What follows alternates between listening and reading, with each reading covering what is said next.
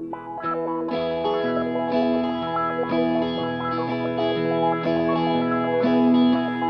got a fire in your belly and swollen eyes staring back at me. Señores, muy buenos días, amigas y amigos. Es un placer para la Asociación de Dirigentes de Marketing del Uruguay recibirlos en este desayuno de trabajo, así también como a los disertantes que nos acompañan, el doctor Juan Andrés Roballo, prosecretario de la Presidencia de la República, y al ingeniero José Klastornik, director ejecutivo de AGESIC. A todos ustedes nuevamente por estar aquí. Ellos van a exponer hoy sobre Uruguay en el D7, oportunidades y desafíos de un país digital. Vamos a ver qué nos propone este nuevo estatus en el cual está Uruguay a nivel internacional.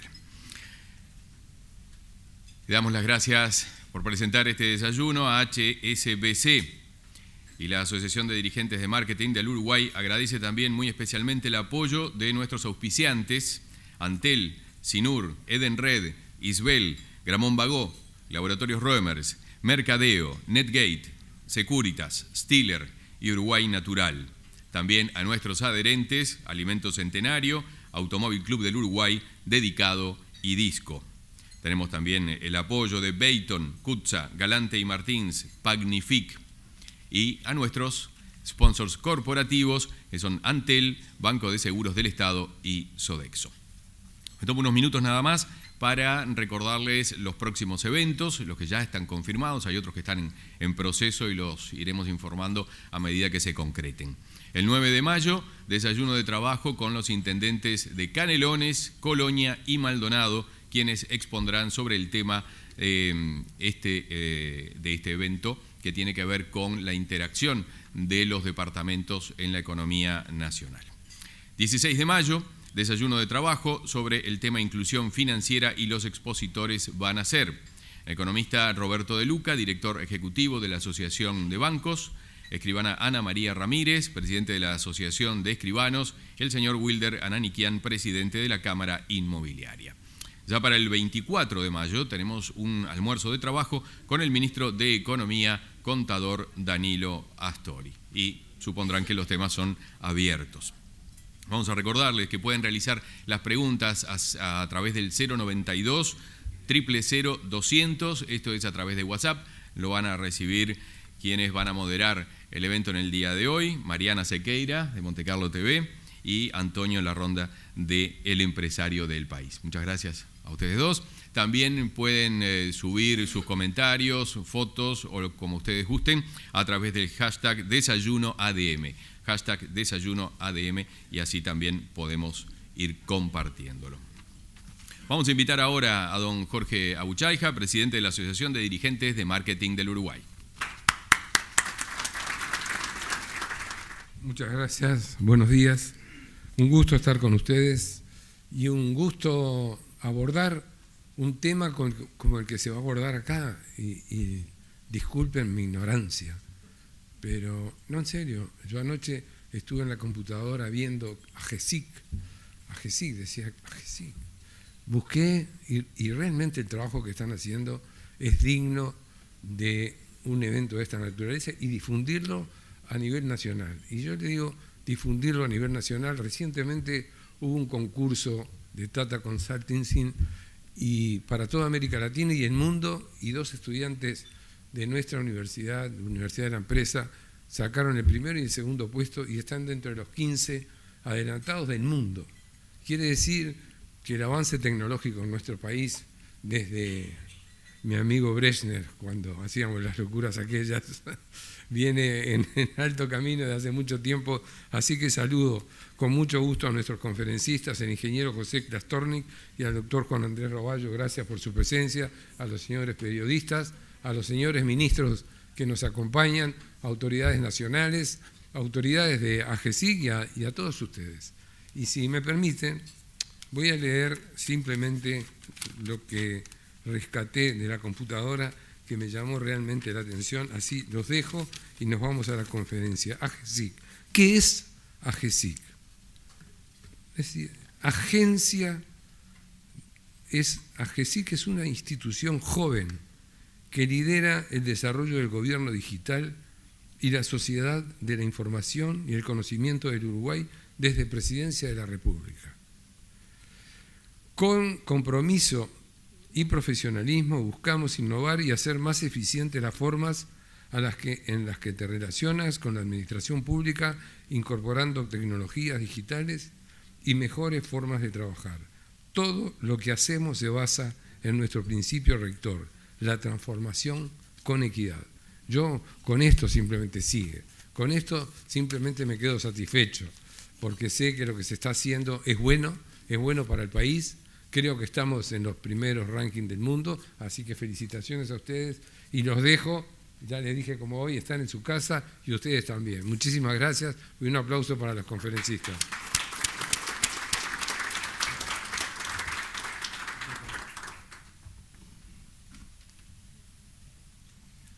Como es habitual, se hace entrega de un obsequio recordatorio del evento por parte de ADM, obras plásticas de artistas nacionales.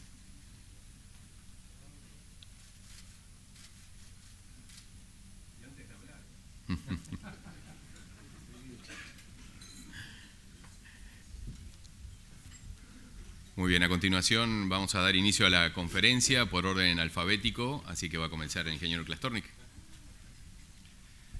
Bueno, buen día a todos, gracias por estar acá a estas horas, en un martes que es medio lunes para muchos. Así que nada, muchas gracias por acompañarnos. En esta charla en la que queremos hablar un poquito del lugar de Uruguay en el D7 y qué oportunidades y desafíos nos generan para todos. O sea, la charla no es de gobierno, la charla es para toda la sociedad y la comunidad uruguaya. Hace unos días estuvimos en una tertulia TIC y hablando un poco del D7. El primer tema que comentaban es que esperaban que estuviese Estados Unidos y que no está dentro de los países de referencia, y que le llamaba la atención un país que ni siquiera uno tenía como referencia a nivel público, que era el de Estonia, y que de alguna forma lo empezaron a creer porque había salido 3 días antes en el país de Madrid, en la versión semanal, un artículo entero que hablaba sobre Estonia como el primer país digital del mundo. El tema no es nuevo, para quienes estamos en este tema es una referencia hace tiempo, todos lo tomamos como ejemplo, pero un poco explica un fenómeno que es lo que quizás se sepa a nivel de secreto termina estando reconocido a nivel público 3, 4, 5 años después. Estonia es, para todos los países que estamos trabajando en estos temas, nuestro referente número 1. Y el reconocimiento público no es solo porque haya salido con el país de España, es porque empezó a salir en todos lados. Es como que de repente explotó el tema de Estonia como primer país digital del mundo. Y de lo que quiero hablar primero es qué significa ser un país digital, qué define a un país digital y por qué hay determinados países que pueden ser líderes en el mundo en ese tema. ¿Cómo definiríamos nosotros un país digital? Yo creo que intuitivamente uno asume que significa que pueda hacer todo digitalmente.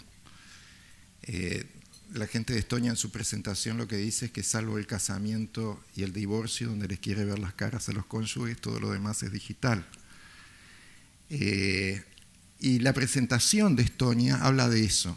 Digamos, la letra está chiquita, pero si ustedes la ven ahí, los bloques de construcción, y este es el material con el que se presenta Estonia, habla específicamente de industrias, o sea, de cómo en el tema salud, cómo en el tema seguridad, cómo en el tema de negocios y finanzas, cómo en el tema de educación, cómo en el tema gobierno, sistematizaron todo, digitalizaron todo, hay interacciones digitales. El país digital, entonces, tomando el ejemplo de Estonia, es aquel donde todas estas interacciones son digitales, pero no son solo con el gobierno. sea, si uno lo mira, por ejemplo, cuando está hablando de la banca o de salud, es la banca y la salud 100% electrónica. Nosotros, si vamos, por ejemplo, al ejemplo de la banca, quizás tengamos las operaciones, muchas operaciones electrónicas, pero quizás tomar un nuevo cliente a nivel de banca no sea todavía electrónico. Todavía hay un trámite que no se hace electrónico. Y si hablamos de salud, podríamos hablar de muchas cosas que se están haciendo electrónicas y muchas cosas que todavía no lo son. Estonia tiene muchos ejemplos de cosas que se están haciendo muy bien. Muchas de esas nosotros las estamos haciendo. Cuando se habla de identidad electrónica, por ejemplo, tenemos cédula de identidad electrónica. Acaba de salir un decreto del Poder Ejecutivo que nos habilita a que tengamos la posibilidad de firmar electrónicamente con celulares o con tabletas en este año.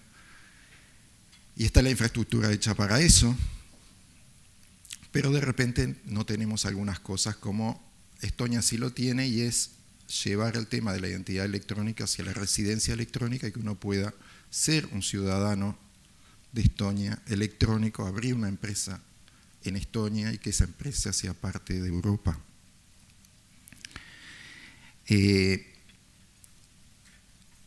Cada uno de los bloques de construcción que están ahí, cada uno de los proyectos que están ahí, son mucho más que un título. Si voy al del cuidado de la salud y lo abro un poquitito, y es lo que voy a hacer ahora, y tomo, por ejemplo, el plan de Nueva Zelanda para lo que es salud digital, es el plan al 2026 de Nueva Zelanda, nosotros vamos a entender que cada bloque, cada frase que estábamos viendo ahí, no es un proyecto de gobierno, es un proyecto de un ecosistema grande que incluye a todos los actores, incluye a la sociedad civil, a la academia, a la comunidad técnica, incluye a todos. Y que básicamente lo que explicita es que se necesitan ambientes digitales que lo hagan posible.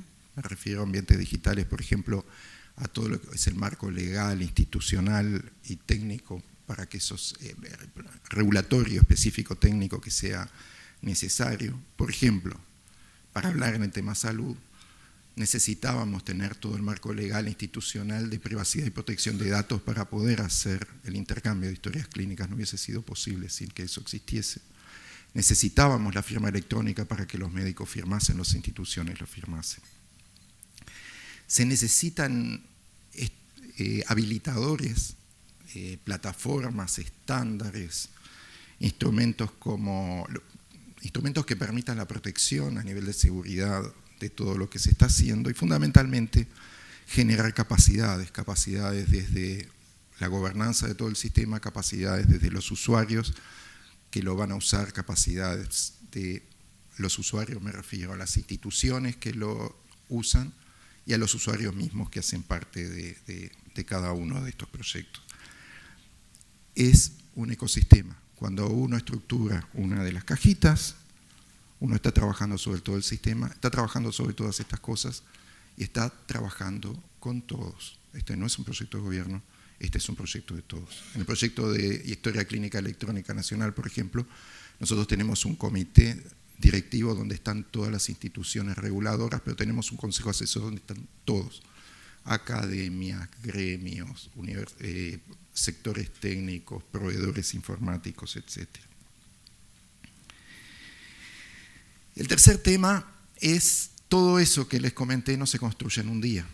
O sea, Estonia arrancó desde que se independizó de la Unión Soviética y tiene unos 20 años. El timeline que está ahí arranca en el 2000, pero arrancaron en 1997.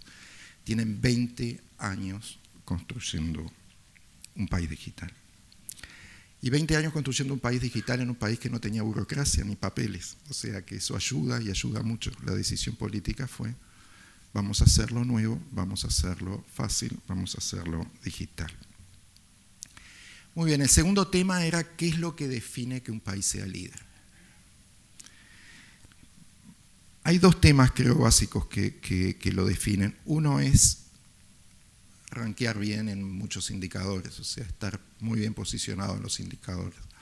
No en un momento, no en un indicador, sino en el tiempo y en muchos indicadores. En el caso de Estonia, si lo ven, no voy a entrar en detalle de cada uno de esos, rankean en muchos números unos, en particular el más importante, si se quiere referir a lo que estamos hablando, el índice de economía y sociedad digital a nivel de servicios públicos. Pero no es lo único rankear bien a nivel de indicadores. También lo es tener proyectos de referencia.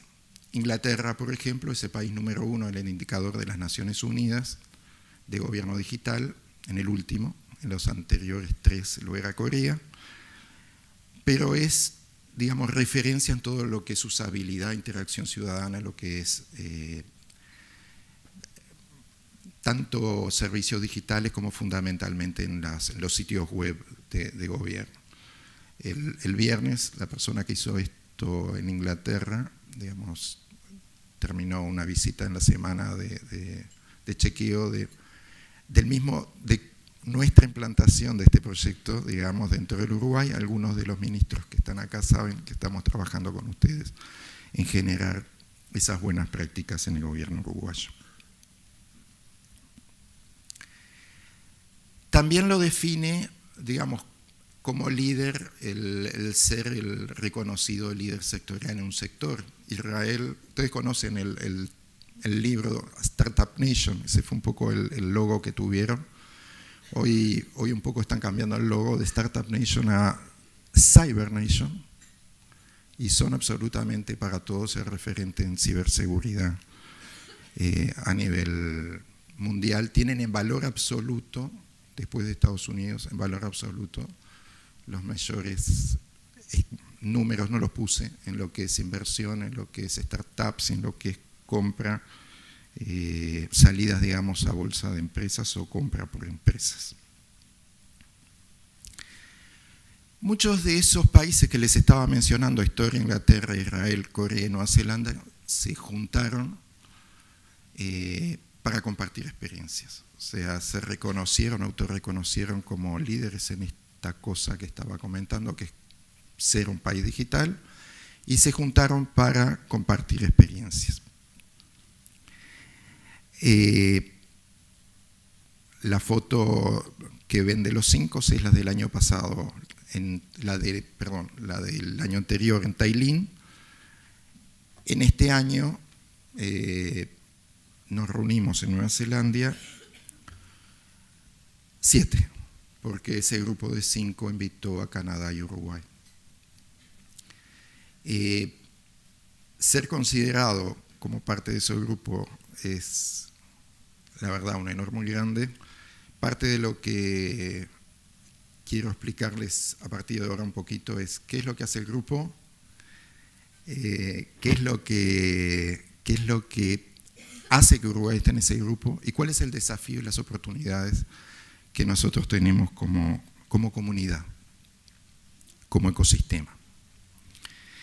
Solo para decirles algo, la semana pasada, se los muestro ahora, la semana pasada nos llegó de la red de gobierno electrónico de América Latina y el Caribe, es una red en que Uruguay es muy activo, y Corea también. Corea patrocina muchísimas cosas, en particular muchas becas de formación para más rangos medios. La nota de Corea del Sur, explicitando la invitación, arrancaba diciendo, como lo ven ahí, Corea del Sur es uno de los miembros del D7. O sea, no es que Uruguay se vista solo de eso, quiero explicarles que es más de uno, el que lo está entendiendo de esa forma. Y que estamos siendo activos en compartir mucha información. ¿Cuáles son los principales o los principios del desarrollo digital que están definidos en la carta de intención?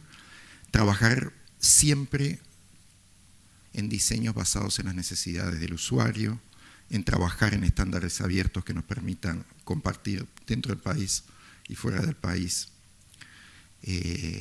datos y código, trabajar en la apertura de mercados, en la transparencia a través de lo que es la política de gobierno abierto, en la conectividad como un habilitador. No podemos pensar en nada de esto si no existe la conectividad adecuada que lo haya hecho posible. Enseñar a los niños a programar, Miguel, lo tenemos dentro del D7. La asistencia digital y el compromiso mutuo de compartir y aprender. En una entrevista me preguntaban qué es lo que define, recién lo comentaba antes de hablar ahora, qué define un poco esto, y yo tenía las tarjetas de todos los encargados de gobierno digital arriba de la mesa, decía, bueno, eso lo define, son las tarjetas. Me sentí un poco chocado porque hablé de tarjetas de papel en vez de gobierno digital, pero el otro día ya estaba el grupo de WhatsApp formado, donde estamos trabajando, y realmente, igual que con la red de gobierno electrónico de América Latina y el Caribe, todo se trabaja así, o sea, nos comunicamos con los número uno de esos países. De hecho, Estonia fue el que nos presentó a nosotros, como pares, discutiendo y hablando de cosas. La primera vez que escuché, hablemos un poquito de Uruguay ahora. La primera vez que escuché el concepto de que Uruguay era la Estonia de América Latina, lo dijo Vint Cerf. Me lo dijo, Vint Cerf es considerado el padre de Internet. O sea, estábamos teniendo una charla en un evento del Internet Global Forum y, entre comillas, contándole o vendiéndole lo que Uruguay hace. Y el comentario directo fue, y eso hace varios años, Uruguay es la Estonia de América Latina. Así que me impactó siempre eso, o sea, que el cambio de paradigma, el ser de la Suiza de América a la Estonia de América, digamos, y de eso un poquito quiero hablar. Eso es parte del secreto un poco que tenemos y que a veces ni siquiera lo compartimos dentro del país. Ese secreto empezó a explicitarse. Hay artículos que están saliendo donde hablan de Uruguay como el Silicon Valley de Sudamérica. Uruguay hace años que está liderando la región. Uruguay, digamos, tiene muchísimos indicadores donde a nivel regional es referente. Tanto en lo que es progreso social, libertad de prensa, gobierno electrónico, desarrollo digital, democracia, transparencia, prosperidad o baja pobreza.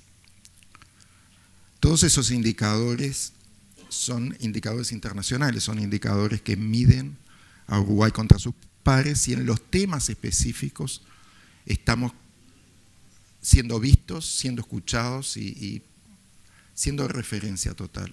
Hemos tenido la presidencia de casi todos los organismos regionales en lo que es sociedad de la información, en gobierno digital, y hoy de hecho la tenemos en todo lo que es privacidad, protección de datos y acceso a la información pública. O sea, seguimos de alguna forma ayudando a la región y liderando desde los organismos regionales o desde las venidas que son bastante continuas acá a ver un poco cómo ha desarrollado Uruguay, cómo se ha desarrollado en estos temas. Y del mismo modo que los indicadores es uno de los elementos que hacen un país de referencia, son los proyectos también los que hacen al país como referencia. O sea, al tener a todos los hogares con internet, al que tiene un teléfono que tiene internet, la fibra óptica en la mayoría de las casas, yendo hacia volúmenes que parecen bastante poco probables. La primera vez que fui a Sudáfrica, a Corea del Sur, entendí por qué Corea del Sur hablaba de fibra óptica en todos lados, porque tiene todo edificio de 25 pisos. Nosotros tenemos que hacerlo con casas.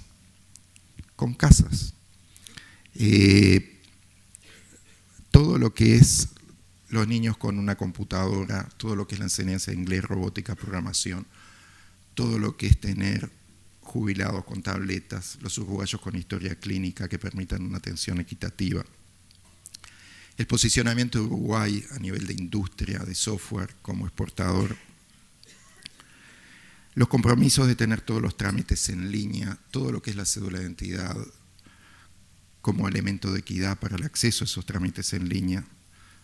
Y la calidad de los servicios en línea con identificación único, la trazabilidad del ganado y podría seguir.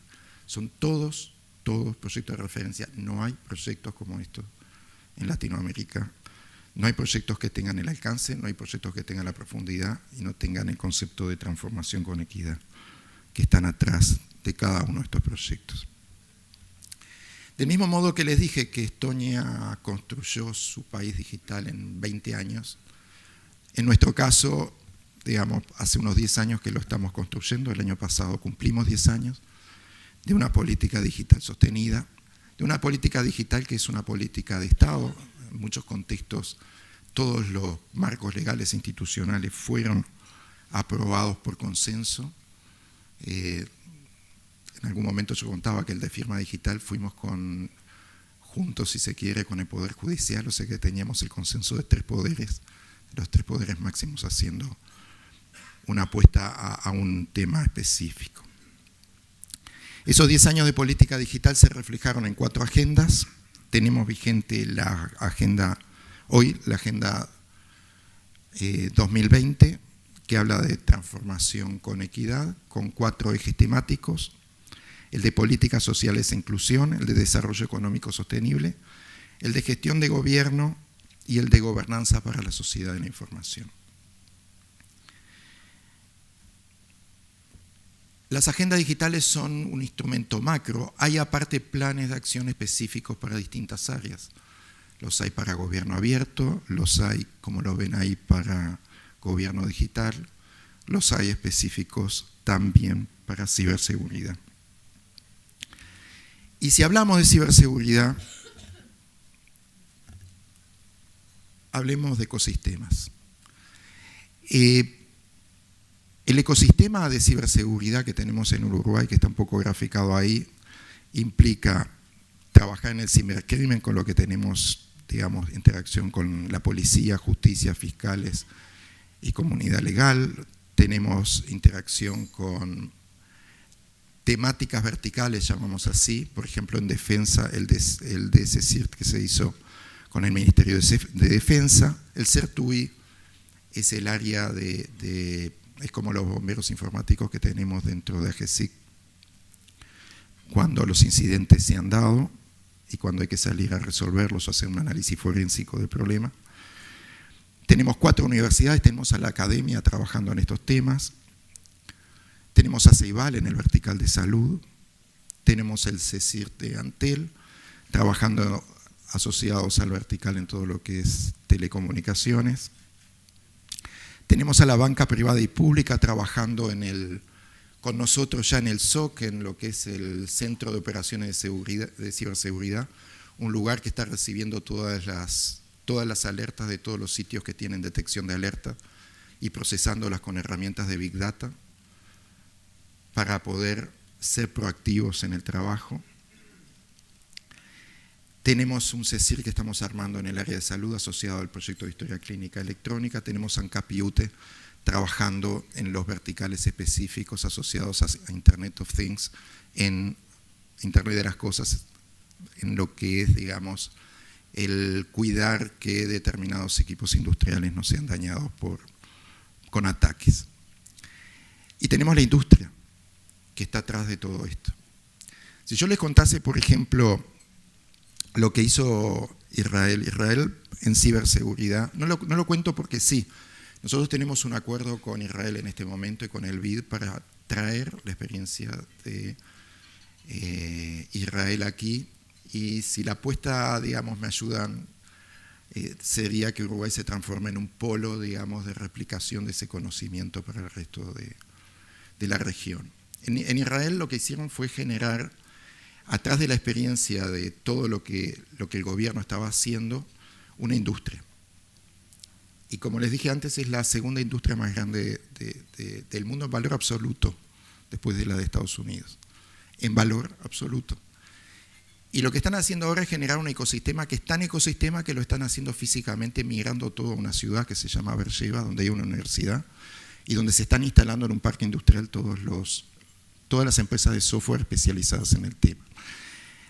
De lo que se trata, y es el ejemplo que les estoy dando, es de generar ecosistemas. Lo necesitamos el ecosistema para que funcione todo, pero necesitamos también el ecosistema, o podemos pensar en el ecosistema no desde el desafío de que la ciberseguridad esté presente en el país, sino como una oportunidad de negocios, como una oportunidad de proyección de país en una industria que, como decía, crece a más del 25% anual acumulado en una subregión como la de América Latina, que no tiene nada. tomé ese ejemplo para hablar de cuáles son los desafíos que tenemos como comunidad. La gráfica que ustedes ven ahí es la gráfica de lo que es la innovación.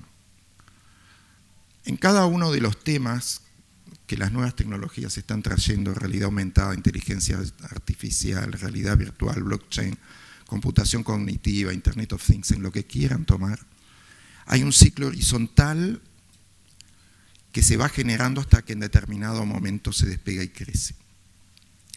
El punto es dónde nos ubicamos nosotros. Si nosotros nos ubicamos cuando ya creció, quizás lleguemos un poco tarde.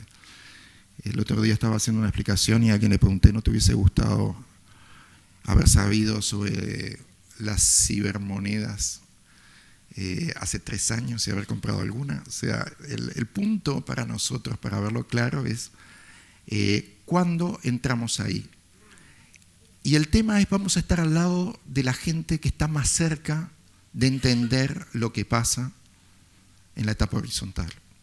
Y podemos capitalizar eso. Pero lo tenemos que capitalizar todos, es un ecosistema que funciona, no es solo gobierno. Nosotros lo que podemos hacer es el puente para que toda nuestra sociedad se capitalice con eso. Pero lo tenemos que hacer todos. Tenemos que, obviamente, capitalizar lo que ya existe, porque hay un montón de cosas que existen, que están en las plataformas y todavía no se han utilizado, pero tenemos que proyectarnos para los nuevos, y ahí es donde tenemos que adelantarnos al futuro, y es ahí donde estar en el D7 es un instrumento fundamental. Por lo dicho, Uruguay en el D7 es una oportunidad para todos, es de alguna forma un instrumento para que ciudadanía, academia, gobierno, sociedad civil y industria y sector TIC se conjuguen, se alineen para generar un país digital, el Uruguay digital, que, digamos, de alguna forma nosotros estamos tratando de promover y articular. Ese es el cierre de mi presentación, la invitación está hecha, muchísimas gracias.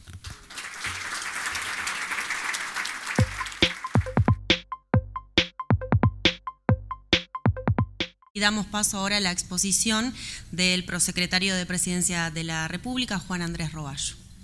Bueno, buen día a todas y a todos. Les agradezco mucho la presencia realmente.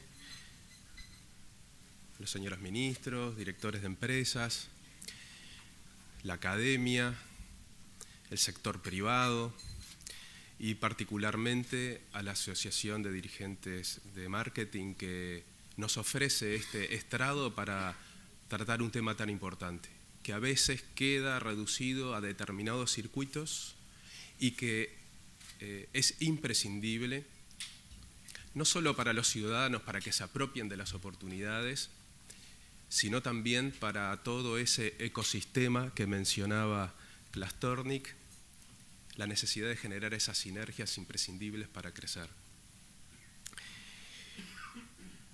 Uruguay en el D7, oportunidades y desafíos, un país digital. Recién nos hacía referencia, a, bueno, ¿qué es AGESIC? Es un poco desconocido quizá, o no tan popular, y si encima hablamos del D7, parece algo de otro planeta. Claro, no para los circuitos o ámbitos de trabajo, la mayoría representados en esta sala, pero sí para otros ámbitos. Y ese es un desafío, si queremos crecer, obviamente, si queremos dar un salto cualitativo. Como recién se explicaba, en el 2014, Corea del Sur, Estonia, Israel, Nueva Zelanda, el Reino Unido, se consideraron, en base a determinados criterios, indicadores, etcétera, los países más avanzados en materia digital. Y convinieron en algunos principios, como son la de compartir buenas prácticas, trabajar en la mejora de los servicios digitales, colaborar en proyectos comunes en la materia, apoyar las economías digitales en crecimiento, y todo bajo un paradigma o en el marco de un paradigma de colaboración. Es decir, que acá tenemos la posibilidad de incorporarnos a un ámbito que no está regido, o no solo está regido, por los componentes clásicos del intercambio, la interacción, el relacionamiento entre los países, sino que tiene un componente importante como es el de la colaboración. Es decir, no siempre hay que pagar por estas cosas. Y no es menor este aspecto, porque además incide notablemente en lo que es el espíritu de compartir determinados avances. Obviamente porque a todos los países les sirve, por supuesto que sí. Pero Uruguay, por su escala, por sus características, tiene una oportunidad muy importante aquí. No voy a hablar de los principios que guían a este ámbito porque ya los refirió Klastornik, pero sí que en el 2017 y se concretó en febrero del 2018, estos 5 países decidieron incorporar a más países. Se decidieron por 2 países, Canadá y Uruguay. Y uno se podría preguntar qué vieron estos países en Uruguay para incorporarlos a un grupo, no quiero decir selecto, pero sí con determinados estándares de exigencia. Bueno, vieron un país que tiene un proyecto en la materia, vieron efectivos, incluso algunos efectivos que integrantes de este grupo de países no han podido desarrollar en sus sociedades. Y eso no solo es motivo de orgullo, sino que es motivo de análisis un poco más profundo, de ir un poco más allá en lo que implica, en lo que significa este nuevo formato de intercambio en estos ámbitos. En Uruguay hace más de 10 años que viene en un proceso de desarrollo social y económico, pero acompañado de una sólida política digital. Constituye una verdadera política de Estado, no es un proyecto de política pública aislada, es una política de Estado. Ha trascendido las fronteras de los diferentes gobiernos y también ha trascendido las fronteras burocrático-administrativas. Creo que es importante y para graficar la visión que se tiene de Uruguay, el representante en ese ámbito del Reino Unido, a la hora de referirse a la integración de Canadá y de Uruguay,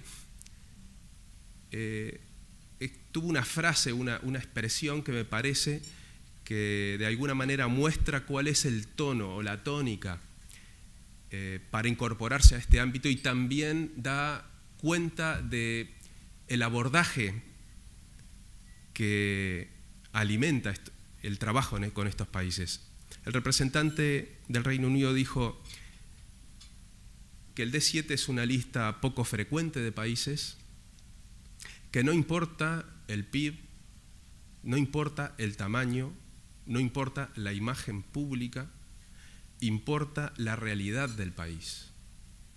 Son países que tienen trayectoria digital, son países líderes en su región. Esto, y viniendo de un representante del Reino Unido que se podrán imaginar, hizo un análisis muy profundo de la realidad nacional a la hora de decidir quién integra este grupo de países, creo que da cuenta de algo que lo tenemos que tomar con mucha humildad y con una posición de desafío, de trabajo para adelante, pero que también nos anima, nos estimula, porque tenemos activos y los tenemos que aprovechar y se visualizan. Para poner un ejemplo, además del componente fundamental que también fue visualizado por parte de estos países y que formó parte de esa decisión final fue las razones que llevaron a Uruguay a transformarse en una nación que es incluida en un grupo de estas características por considerarse un país que era avanzado en materia digital. Ya se ha hablado mucho de Estonia, nos comparan con Estonia, pero tenemos muchas diferencias también. Por ejemplo, Estonia en la década de los 90 tenía grandes desafíos. Un país con 1.5 millones de habitantes, muy pequeño, con un territorio importante, la población distribuida homogéneamente en todo el territorio, condiciones geográficas y condiciones climáticas muy adversas, un país en donde la mayor parte del año tiene condiciones climáticas de invierno muy adversas, que hace inviable la llegada de determinados servicios básicos, o hacía en aquel momento la llegada de servicios básicos a toda la población, e incluso incidía negativamente en los procesos electorales, porque las tormentas de nieve eran habituales y si coincidía con el acto electoral, la gente no iba a votar. Hasta eso estaba en cuestión y ponía en riesgo los fundamentos de esos pasos que estaba dando Estonia en ese entonces. Entonces se encontró en la introducción de tecnología, en la digitalización, la solución para que los ciudadanos accedieran a los servicios. Y hoy en Estonia, no estoy proponiendo eso para Uruguay, de hecho es una jornada linda para ir a encontrarse con los amigos de generación en las mesas electorales, pero en Estonia se vota desde la casa. La participación es mucho más alta. Se podría decir que en sus circunstancias, en su realidad, incidió positivamente, notablemente, en lo que es la participación y por lo tanto la calidad de la democracia. Hoy es el país más digitalizado de la Unión Europea. Uruguay es distinto. El impulso que guió Uruguay a la introducción de la tecnología fue la desigualdad y la exclusión en la que nos encontrábamos en determinado momento histórico que todos conocemos. Y efectivamente esta herramienta se transformó o constituyó el componente fundamental para la inclusión social y para la equidad. Y este grupo de países visualizaron eso, porque todas estas políticas, todos los emprendimientos necesitan un componente ético-político. Y el de Uruguay es muy fuerte, es muy poderoso. Es una seña de identidad y hoy los resultados están a la vista. La penetración de Internet, la calidad de la conectividad,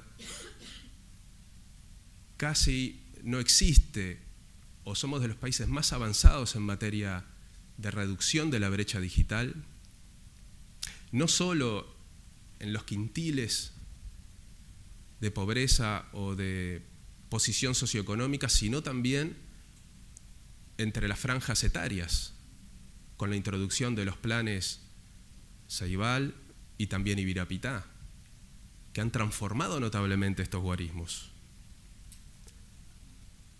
Nueva Zelanda, por ejemplo, planteaba que uno de sus principales problemas era la brecha digital, las diferencias de acceso a la tecnología y por lo tanto el acceso a los servicios y por lo tanto la discriminación o la exclusión de vastos sectores de la población. Y eso nos llamó mucho la atención, Nueva Zelanda. Y miraron a Uruguay como un ejemplo en esta materia. Así que son los componentes que a veces, por ser cotidianos, se nos pasa de largo, pero tenemos que no solo reconocerlos, sino en realidad proyectarnos hacia el futuro, profundizarlos. Hay un trabajo bien importante en varias áreas, no me voy a extender en eso. ¿Cómo funciona el D7? Hay una conferencia anual, cada país se propone como presidente o país sede, Uruguay ya está trabajando para hacerlo en el 2019. Es muy importante eso, porque pone en el escenario internacional a Uruguay en esta materia y también en otras materias, ¿no? Ministra de Turismo, por ejemplo. Son los activos, son las cosas que puede hacer Uruguay por su escala, por su realidad. Uruguay también va a presidir comisiones de trabajo, subgrupos de trabajo, por ejemplo, en materia de identificación electrónica. Uruguay preside con Nueva Zelanda a Israel. También en materia de derechos digitales, preocupación fundamental de Nueva Zelanda y algún otro país, y se le ha pedido a Uruguay que presida ese ámbito.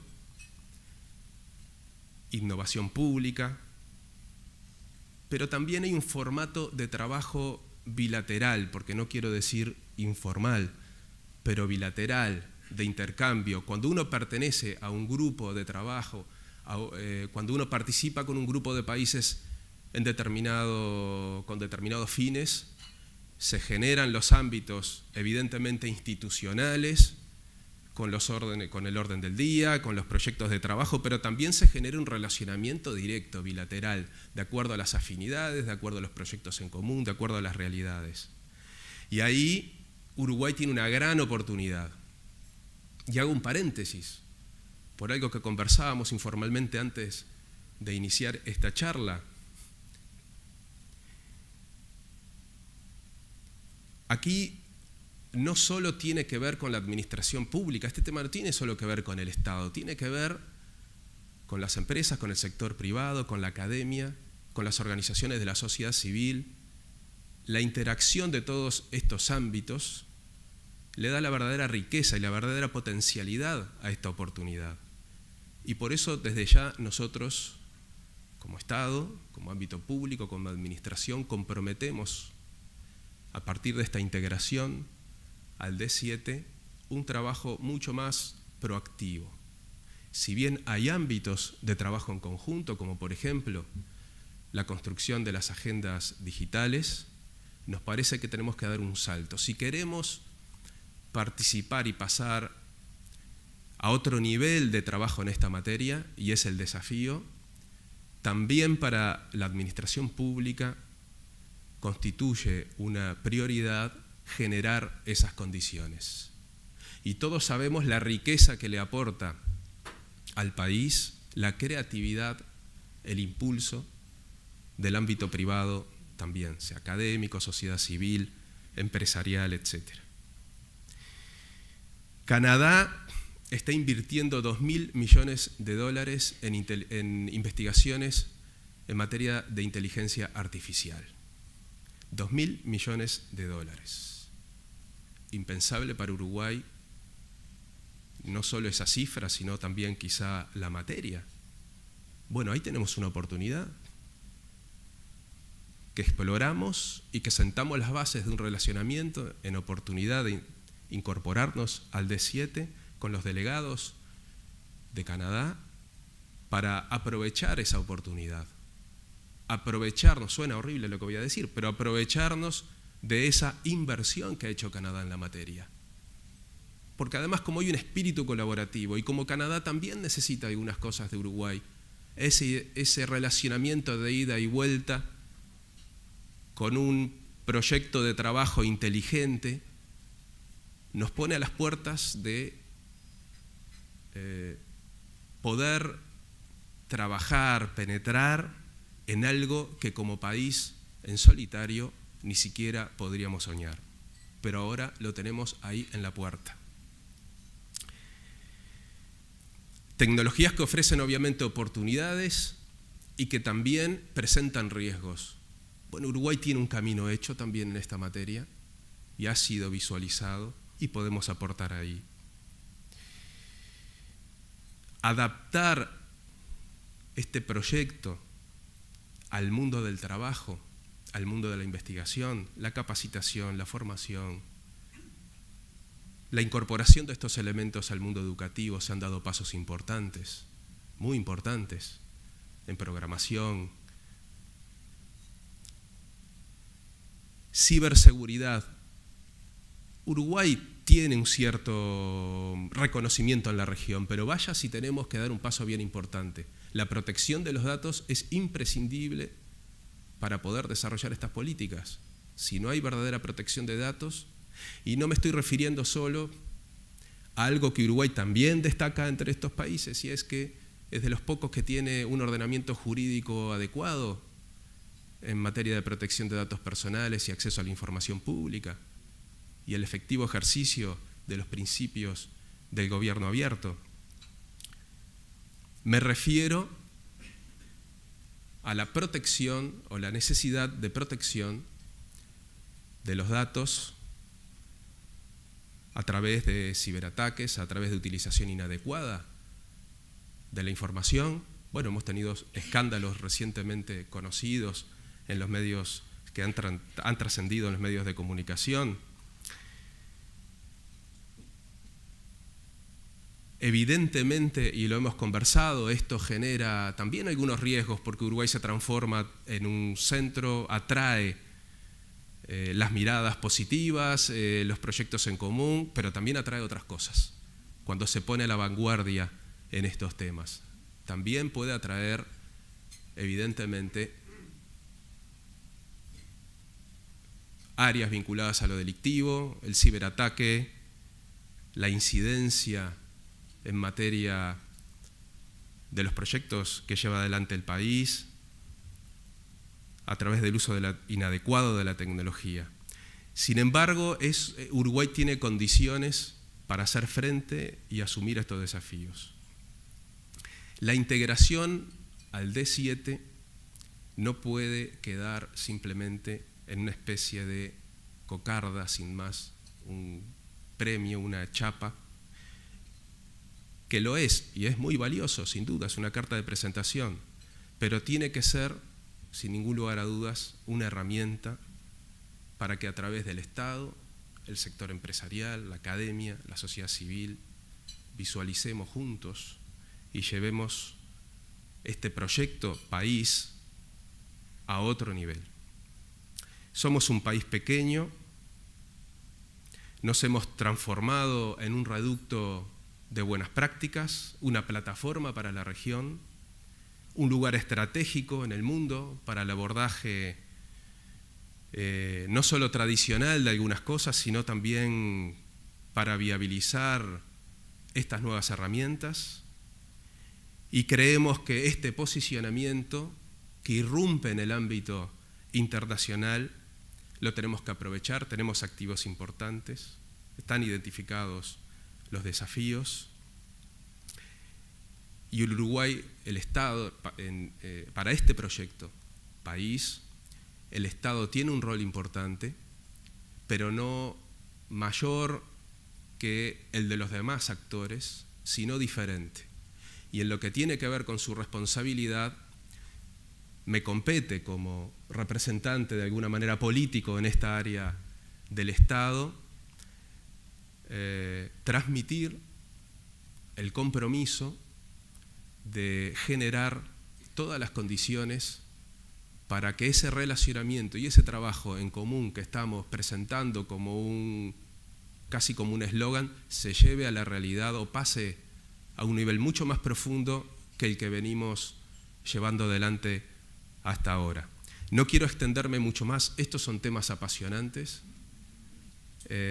Incluso cada día que pasa se van incorporando los desafíos y la inquietud por nuevas tecnologías, sirven, no sirven, hasta dónde, los temas éticos, quizá quede para otra charla, pero estamos en esta ruta y yo creo que eso es muy importante.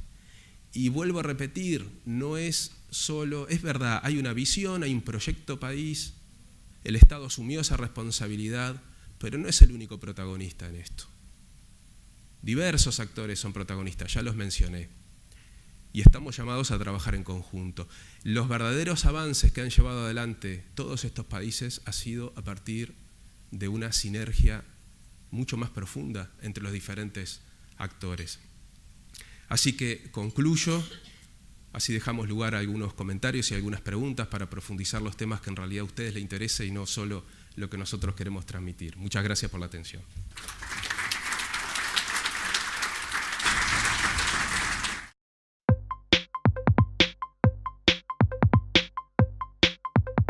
Nosotros vamos a plantear como periodistas algunas preguntas también y después vamos a ir mechando también los que nos envíen por WhatsApp.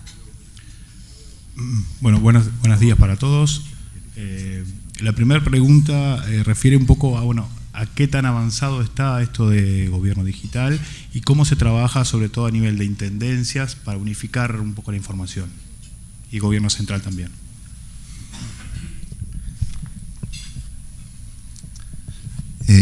Bueno, digamos, cada una de las preguntas probablemente cada uno de los puntos que estaban en las transparencias dan como para hablar un día.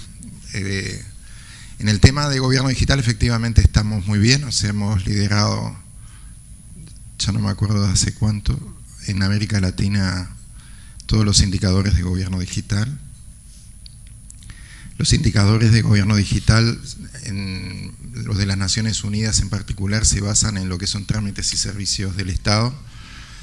Y si bien estamos liderando, no nos quedamos, o sea, estamos trabajando ahora con proyectos, digamos, que escalan lo que es el estándar de Latinoamérica en general. El proyecto de tener todos los trámites en línea y el portal de unificar todo lo que es la imagen, los sitios web y la información del gobierno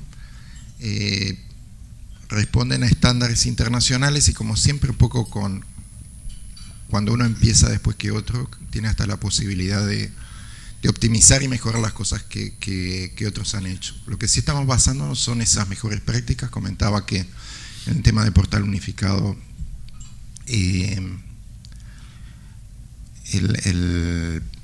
que nos está ayudando en el diseño del trabajo es el que lo armó en Inglaterra, es el que era el director ejecutivo de gobierno digital en Inglaterra, y en lo que es trámites y servicios, el proyecto que nosotros estamos teniendo, y no nos pasa solo en los trámites y servicios electrónicos, nos pasa en más cosas, lo está tomando el BID para generar proyectos iguales en toda Latinoamérica. Nosotros tuvimos 3 delegaciones de altísimo nivel, 3 presentaciones en menos de un año de los mandos más altos del BID a nivel directivo para tomar las buenas prácticas nuestras y aplicarlas en proyectos similares en la región. O sea que, más allá de lo que pueda explicitar, entrando en el detalle, porque si no, vuelvo a decir, estamos ya rankeados hoy, digamos, primeros en la región y estamos haciendo una apuesta mucho más ambiciosa que un poco es parte de la explicación de por qué estamos en el D7. Bien, pasamos a otro punto. ¿Cuánto es la inversión del gobierno para llevar adelante estos objetivos de digitalización? Si esto aumentó o no, o si se estima que de aquí a futuro hay también un ahorro en el presupuesto en algunos temas relacionados. Vos tenés las cifras de la rendición de cuentas. A ver, siempre es poco. O sea, la respuesta obvia y antes de discutir rendición de cuentas es que nos falta plata. Sí, estamos eso construyendo la rendición de cuentas. Obvio. No, ojo con lo que decís. No, está bien. Siempre es poco, pero dentro de lo que nos falta, nosotros estamos pudiendo generar proyectos. Dentro de la lógica, digamos, de los proyectos hay una lógica de ahorro. Por ejemplo, si uno visualiza la lógica del portal unificado, probablemente la tasa de retorno de hacer un portal unificado para el gobierno sea de un año y medio. ¿Por qué? Porque normalmente las 63 unidades que tenemos identificadas dentro de la administración central cambian de portal cada 3 años y cada uno de los portales exige un diseñador gráfico que hace su explicitación y una tecnología que no se repite. Ahora estoy contándoles anuncios que no están, pero dentro del ejemplo de portal unificado, digamos, nosotros generamos un sitio, automáticamente un sitio para cualquier unidad ejecutora en 15 minutos, que toma, por ejemplo, de los datos abiertos de gobierno toda la estructura jerárquica y arma automáticamente todos los datos. Y lo que queda después es llenar contenidos. Pero si uno agarra y dice, tengo 63 unidades ejecutoras que gastan en promedio arriba de $50.000 cada 3 años en hacer eso, y analiza el costo que estamos teniendo hoy para el proyecto, la tasa de retorno de ese proyecto es de un año y medio. Pero mucho más fuerte que eso, con estándares de calidad a nivel de ciberseguridad, usabilidad, accesibilidad, estandarizando lo que es la forma de trabajo con el ciudadano, haciendo que el ciudadano siempre vea coherentes sus interfaces. O sea que hay un valor oculto en dinero que es mucho más fuerte, o sea que no está contabilizado. Tenemos un proyecto ahora con el BID también, de análisis de tasas de retorno asociadas a muchos de estos proyectos para explicitar el valor de lo invertido, específicamente en ganancia de la ciudadanía. Desde la más obvia, que es el no desplazamiento, que son las horas, digamos, que alguien evita gastar en los trámites y servicios, hasta algunas más indirectas que se están tomando para eso. Vuelvo a decir lo mismo, nos están tomando como país prototipo. Todo lo que estamos haciendo se exporta. Nosotros hacemos proyectos de algunos millones, de repente firman en Paraguay uno de 130, 200 millones en Perú, 40 en Bahamas. O sea, respecto a lo que se gasta en otros lados, lo nuestro es absolutamente menor, pero creo que está en el valor de los uruguayos arreglarnos con determinado presupuesto reducido y hacer mucho. Obviamente, si tuviésemos más presupuesto, haríamos muchísimo más. Sí, para complementar eso, que me parece importante porque a veces no se visualiza, y en el marco incluso de las discusiones presupuestales, porque ustedes habrán visto en la discusión de la rendición de cuentas pasada, y lo van a ver ahora también, cuando se trabaja en el Parlamento en la legítima visión de los legisladores para redistribuir algunos recursos, aunque nunca se modifican las prioridades ni su orden, uno de los lugares en donde a veces se va a buscar algunos fondos para fortalecer otros es los fondos que están destinados a los proyectos de AGESIC.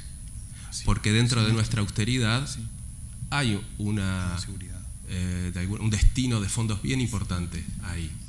Lo que a veces no se visualiza es que esos fondos o ese dinero no es de AGESIC y para AGESIC. Son fondos que están destinados al trabajo en toda la administración pública. Porque los proyectos, por ejemplo, que se llevan adelante en los diferentes ministerios, salen de esos fondos. Si esos fondos se retiraran, los tendría que poner cada ministerio. Estamos hablando de 63 unidades ejecutoras que se atienden.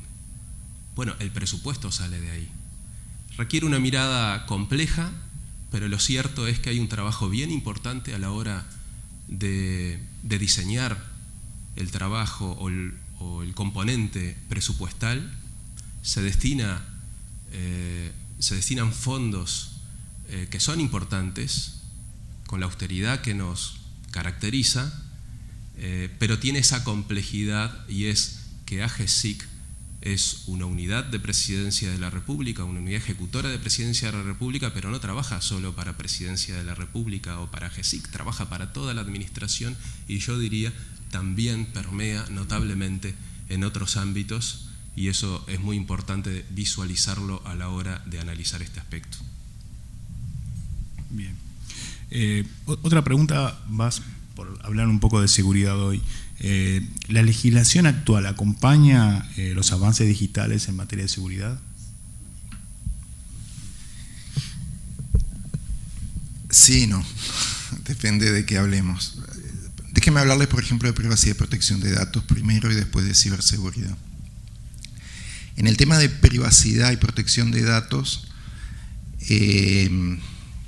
Bueno, creo pasa algo similar a lo que conté con el tema de países digitales, o sea, recién se empieza a ver determinadas cosas ahora que hace 10 o 15 años, digamos, la discutíamos en un contexto más cerrado. Por ejemplo, los riesgos de privacidad y protección de datos que se tienen en el manejo de los datos, caso Facebook, digamos, en este caso. Uruguay sacó, previendo eso, a ver, la mirada de Facebook lo pone bajo la lupa pública, pero nosotros tuvimos también el análisis cuando uno piensa en un Estado que cumple una máxima que no es pedirle, es no querer pedirle al ciudadano que actúe como mandadero. O sea, que si el Estado tiene la información, no se la esté pidiendo al ciudadano. Cuando uno está juntando toda esa información, tenemos un riesgo tipo Gran Hermano. ¿Qué pasa con un Estado que tenga toda la información? O sea, que el tema de los riesgos de privacidad y protección de datos en un país digital están en la sociedad civil, están en el gobierno. Y para trabajar en eso, y digamos con la Cámara de Telecomunicaciones lo planteamos en su momento, tomamos como modelo el modelo de privacidad y protección de datos que tiene Europa, que es en este momento el que de alguna forma está ganando en la discusión con Estados Unidos, dado los problemas que Estados Unidos tuvo con las empresas que están radicadas ahí. El modelo de gestión o de regulación de la privacidad en Europa es mucho más fuerte, es mucho más restrictivo que el de Estados Unidos. Y Uruguay adoptó ese modelo. Tanto lo adoptó que Uruguay es el único país extrarregional, o sea, fuera de Europa, que a los efectos es como si estuviese en Europa, porque tiene tanto la adecuación como el convenio 108 vigentes. O sea que son las dos formas, el que tiene el Parlamento y el que tiene la coordinación de las unidades reguladoras, de ver que un país es adecuado. Si nosotros queremos tener un business process outsourcing acá, no tenemos que firmar ningún acuerdo específico operativo, eso va a favor de la industria, para manejar o gestionar los datos europeos. Somos a todos los efectos como un país europeo. Y eso es valor para la industria. Entonces la pregunta es, si tenemos el marco legal, nosotros lo sacamos en el 2008, el marco europeo original era, digamos, el genérico que después adopta cada país desde 1997, y ahora hay uno nuevo. O sea que nosotros sacamos la ley a medio camino entre los dos, bastante cerca de lo que hoy es el nuevo modelo. Hay algunas cosas que hay que modificar y ya están enviadas a presidencia, las propuestas, o estaban por ser enviadas a presidencia, las propuestas de cambio, que son 5 artículos para incluir en rendición de cuentas. Si hablas en ciberseguridad, estamos más o menos igual, tenemos elementos muy fuertes hechos en temas de generación de institucionalidad, de centro de respuesta a incidentes informáticos, el CERT dentro de AGESI, que es un referente, digamos, en la región, pero tenemos algunas dificultades que no están resueltas en lo que es el código penal asociado al cibercrimen, que si quieres lo hablas tú. Sí, precisamente sobre eso, en estas horas, el Poder Ejecutivo va a estar remitiendo al Parlamento algunos proyectos de ley que tienen que ver con el robo o suplantación de identidad o estafa informática, también la tipificación del delito de ciberacoso. Y lo que me parece importante es que estos componentes y alguno más que seguramente pueda incluirse van a formar parte de esa necesidad de acompañar desde el punto de vista de la normativa o del ordenamiento jurídico para garantizarle a los ciudadanos un desarrollo en esta materia. Lo que me parece también importante es decir que esto se construyó en un trabajo conjunto entre AGESIC, la Fiscalía General de la Nación, la Dirección General de Lucha contra el Crimen Organizado, Interpol, la Suprema Corte de Justicia, el Instituto de Derecho Penal y Criminología, y asuntos de Derecho Internacional del Ministerio de Relaciones Exteriores. Es decir, hubo un trabajo importante, concienzudo, para estar adaptados, para tener las herramientas hábiles en estos tiempos a la hora de llevar adelante estos proyectos. Pasamos algunas de las preguntas que nos llegaron. En este caso hace referencia a la salud. ¿Qué le falta a Uruguay para parecerse al ecosistema de salud de Estonia? Y si la actual estructura del sistema de salud permite su digitalización o es necesario cambiarlo. Es una pregunta del contador Víctor Ricardi. Historia clínica. A ver, nosotros estamos en un proyecto muy importante que es el de Historia Clínica Electrónica Nacional. El proyecto de Historia Clínica Electrónica Nacional es un proyecto, digamos, que está estructurado con un comité de dirección que lo integra el MEF, JUNASA, Presidencia, AGESIC, el Ministerio de Economía y AGESIC, y que está trabajando, digamos, en varios frentes, que mismo en la línea que hablaba sobre Nueva Zelanda. O sea, se han generado grupos de trabajo sobre temas éticos y de normativas. Se ha sacado normativa específica sobre el tema.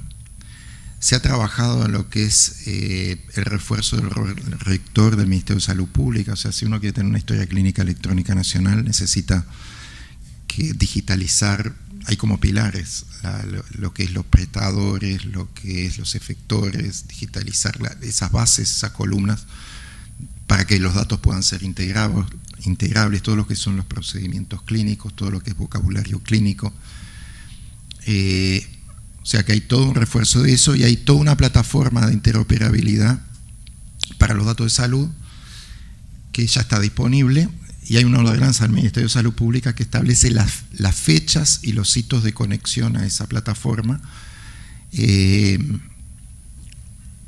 Básicamente lo que estamos es tratando primero, los hitos son primero conectarse a la plataforma y tener disponible la información de todos los usuarios de salud, que cada una de las instituciones haya una base de datos clínica con determinado formato, después explicitar cómo ese formato tiene que estar, cómo esa base tiene que estar llenada con datos al menos de lo que es la historia ambulatoria, de lo que es la historia de emergencias y de lo que es la de internación, y después evolucionar de lo que es determinados datos en un formato más tipo PDF a datos que están más estructurados, que son los que van a permitir hacer mucho más inteligencia de salud más específica. O sea, hay un arranque donde estamos trabajando en calidad de atención de salud, en equidad en la atención de salud, por eso lo importante en la primera etapa es que podamos tener la información clínica del paciente en cualquier lugar del país, y hay una segunda instancia donde vamos a trabajar, salir de lo que es interoperabilidad para pasar a lo que es más integración de datos que permita al Ministerio de Salud Pública hacer políticas públicas basadas en evidencia, a la academia investigar y en general a todos tener una estructura que permita hacer más eficiente el funcionamiento de la salud, porque de alguna forma uno no puede pensar en un sistema nacional integrado de salud sin un sistema de información integrado que lo acompañe. Dentro de eso hay muchos hitos, algunos son específicos por vertical, por ejemplo, quizá lo hayan escuchado, todo lo que es historia clínica electrónica oncológica, donde los cánceres más prevalentes son los que se han atacado en la primera etapa, los de mayor incidencia. Tenemos todo lo que es, y volviendo a los temas de equidad, la historia clínica, la historia clínica odontológica para los niños, el proyecto también, digamos, de historia clínica visual, o sea que son como pequeños verticales donde hay una acción preventiva en la escuela, donde se trabaja para que todos los niños tengan el derecho a aprender, digamos, en base a que tengan una mejor audición, una mejor visión. Y bueno, es parte de eso. Si me preguntan, de nuevo, la misma lógica, o sea, si se pueden adelantar o no los tiempos corresponden al ecosistema, y el ecosistema ni siquiera nosotros podrá decir, y de hecho lo dicen, si nos financian podemos ir más rápido. O sea, a veces el tema del financiamiento adelanta o atrasa los tiempos. Bien, otra pregunta viene relacionada a gobierno. Si este desarrollo digital y la agenda digital tienen posibilidades de sobrevivir ante cambios de partidos políticos de gobierno. Bueno, precisamente, y lo referí sucintamente en la exposición. Uno de los principales desafíos que se presentan en estos ámbitos de intercambio con otros países, no solo en esta materia, sino en otras, es llevar algunas políticas públicas o del gobierno a transformarse en verdaderas políticas de Estado, lo cual exige consenso, exige diálogo, exige acción interinstitucional. Nosotros creemos que estas políticas sin duda tienen que trascender lo que puede ser las dificultades de un proceso electoral, la construcción de los programas y también la eventual alternancia en el poder, sea dentro del mismo partido político o con diferentes partidos políticos. A partir de que Uruguay ha mantenido una sólida política digital que ha sido implementada en los últimos 3 gobiernos, creemos que existen condiciones para que en un 4º gobierno, sea del partido que sea, no voy a entrar en esos detalles, pero sea del partido que sea, creemos que hay condiciones serias, fundadas, como para que esta política sea una política de Estado que trascienda ese aspecto, porque entre otras cosas le va la vida al país. Tiene que ver con la viabilidad del país, tiene que ver con la inserción del país, tiene que ver con el crecimiento, y es imposible hoy día pensar el Uruguay del futuro sin estas herramientas. Pasamos a otra pregunta de los participantes. ¿Uruguay tiene planes de implementar un sistema de votación electrónica? Y si es así, ¿para cuándo está proyectado?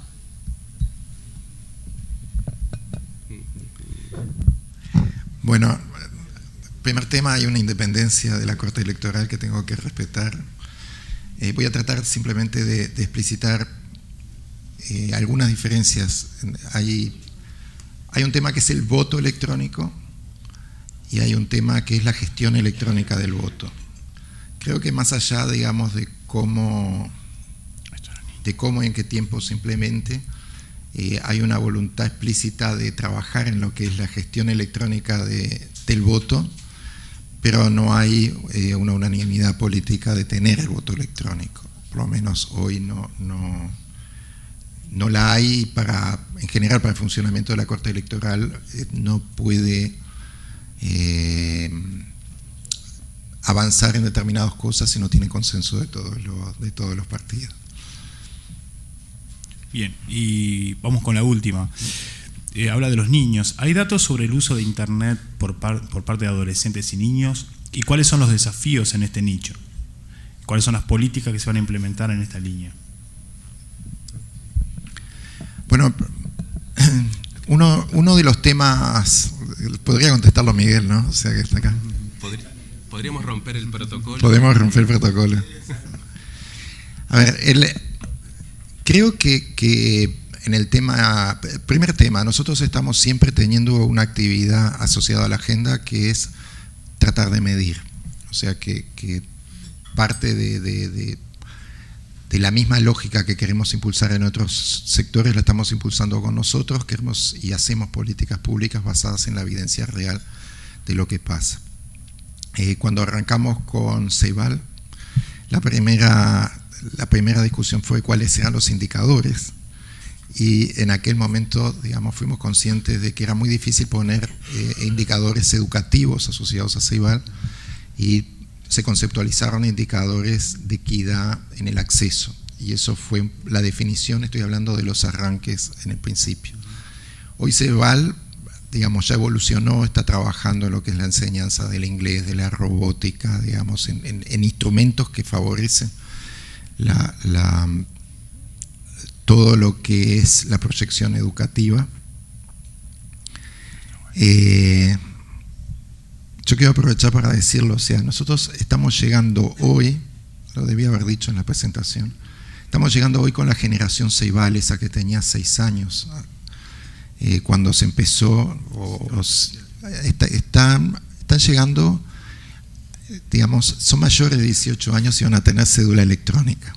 O sea que son los que pueden ganar los concursos de robótica o de programación, son un poco la esperanza de muchas cosas que nosotros estamos poniendo cimientos de lo que estamos hablando.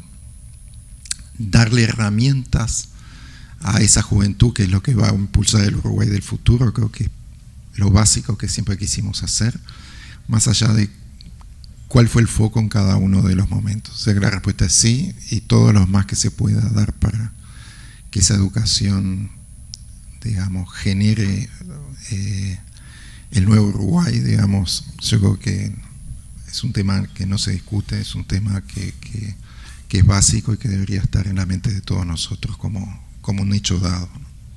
Sí, para complementar eso, creo que todos lo sabemos, pero quizá hay que remarcar que la simple introducción de tecnología no alcanza. Voy a repetir un cuento de siempre. Hace muchos años, en la década del 80, recuerdo un ingeniero brasilero que vino a implantar un sistema informático en el Poder Legislativo. Y el periodista le preguntaba sobre cómo estaba Uruguay en materia de introducción de tecnología en esos tiempos. Y el ingeniero brasileño dijo: no, Uruguay está bien, pero Uruguay tiene el síndrome de usted. Igual que todos los países que se inician en esta materia, el síndrome de usted. Entonces el periodista le pregunta: ¿qué es el síndrome de usted? Y el ingeniero brasileño le explica: el síndrome de usted es el uso subdesarrollado de tecnología desarrollada. Uso subdesarrollado de tecnología desarrollada. Está más vigente que nunca. Hoy tenemos en nuestros teléfonos quizá más tecnología con la que el hombre fue a la luna por primera vez. Entonces, ¿pero cómo lo utilizamos? ¿Para qué lo empleamos? Ahí está el componente educación, aprovecharnos de la tecnología. También está todas las cuestiones vinculadas al uso ético de la tecnología, los problemas que tenemos hoy en materia de utilización, por ejemplo, en las redes sociales, los problemas que tenemos en materia comunicacional, todo el fenómeno de la fake news y la posverdad, la reacción a través de los fact-checkers y las organizaciones que se dedican a eso, tienen que ver con la calidad de la democracia, tiene que ver con la calidad o con las condiciones de los ciudadanos que se están formando, con las personas que se están formando y van a ser los ciudadanos del futuro. Es muy importante esto que se acaba de decir. No alcanza con incorporar tecnología. Se necesita un marco adecuado, consensuado, un abordaje y utilización humana en donde el centro de la utilización de la tecnología sea la mejora de la calidad de vida de los ciudadanos, el acceso a los servicios, el relacionamiento.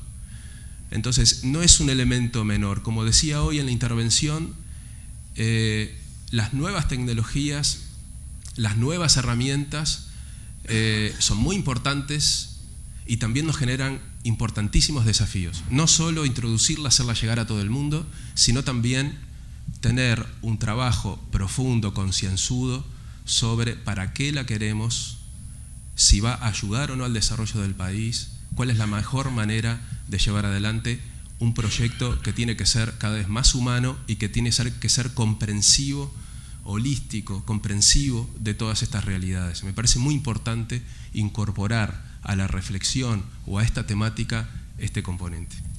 Yo solo un aviso parroquial, pero muy que tiene mucho que ver con esto. Nosotros tenemos el 2 de mayo con CEIBAL, con UNESCO, el lanzamiento con la Universidad Católica, el lanzamiento de el informe Kids Online de Uruguay, donde se van a estar mostrando todos los datos.